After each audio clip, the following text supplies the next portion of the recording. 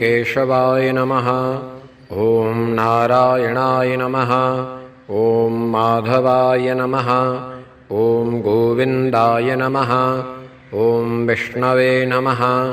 ॐ मधुसूदनाय नमः। ॐ त्रिविक्रमाय नमः। ॐ वामनाय नमः। ॐ श्रीधराय नमः। ॐ ऋषिकेशाय नमः। ॐ पद्मनाभाय नमः। ॐ दामोदराय नमः। ॐ सङ्कर्षणाय नमः। ॐ वासुदेवाय नमः। ॐ प्रद्युम्नाय नमः। ॐ अनिरुद्धाय नमः। ॐ पुरुषोत्तमाय नमः।